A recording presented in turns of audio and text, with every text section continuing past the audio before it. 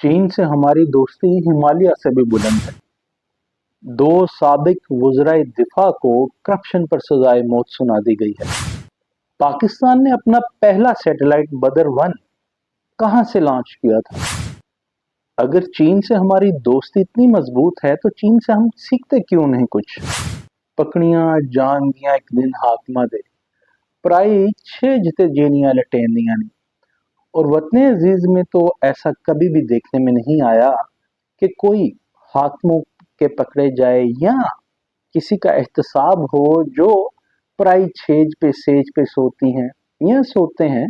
यानी तशरीह ये है जो कोई गलत काम करता है, करप्शन करता है, वतन अजीज में तो हम ऐसा नहीं देखते कि उसको पाबंद सिलासिल हो या उसे सजाए मौत हो जाए। अब वतन अजीज में भले ऐसा नहीं होता, मगर सुन लीजिए कि चीन में करप्शन के इल्जाम में मुअत्तल होने वाले दो साबिक चीनी वज़राए दफा को सजाए मौत सुना दी गई है। जी हाँ, सजाए मौत पाने वाले वी फेंघे 2018 से मार्च 2023 तक वजीर दिफा रहे, जबकि ली शांगफू इनके बाद वजीर दफा बने, लेकिन चंद माह बाद इनको भी बरतरफ कर दिया गया था। और चीनी सरकारी मीडिया के मुताबिक इन दोनों को रिश्वत सतानी का मुजरिम करार देते हुए फौजी अदालत ने सजाए मौत सुनाई। ताहम इन्हें 2 साल की मोहलत दी गई है, मगर इस 2 साल की मोहलत के बाद अदालत ने यह कहा है कि इनकी सजा उम्र कैद में तो तब्दील हो जाएगी, मगर इन्हें पैरोल की सहूलत हासिल नहीं होगी। और दोनों के खिलाफ 2023 में फौज के इंसदादे बदउनवानी इदारे ने तहकीकात शुरू की थी। गोया सजाए मौत सुना दी गई और 2 साल की मोहलत है, उसमें जो कैपिटल पनिशमेंट है वो बदल जाएगी उम्र कैद में, मगर पैरोल की सहूलत मुयसर नहीं होगी। गोया के वो कभी भी बाहर नहीं आ पाएंगे।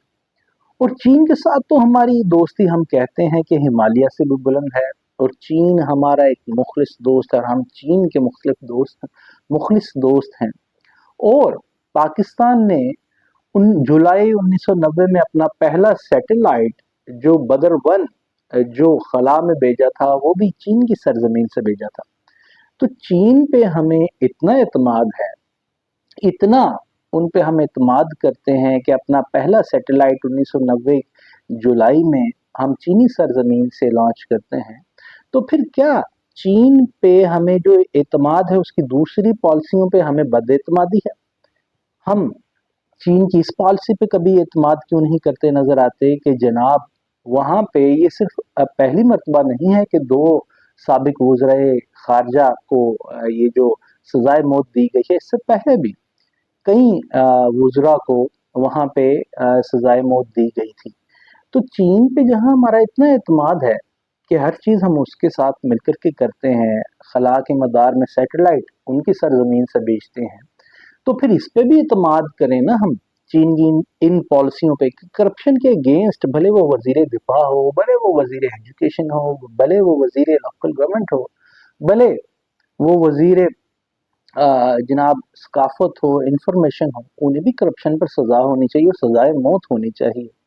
और चीन देख लीजिए कि आज वो कहाँ से कहाँ पहुंच गया और हम आज कहाँ हैं। और अगर चीन हमारा बड़ा स्ट्रेटेजिक पार्टनर है, सी पैक भी है, और चीन के साथ हम मिलकर के तैयारे भी हम फाइटर बनाते रहे हैं, और जो बुनियादुल मरसूस की कामयाबियां आज हम मना रहे हैं, उसमें जेफ 10 थंडर 10 या 17 थंडर मेराज जो हमने चीनी टेक्नोलॉजी के साथ मिलकर के बनाया और अब हम खुद कफील भी हैं, उसकी घन गरज भी है।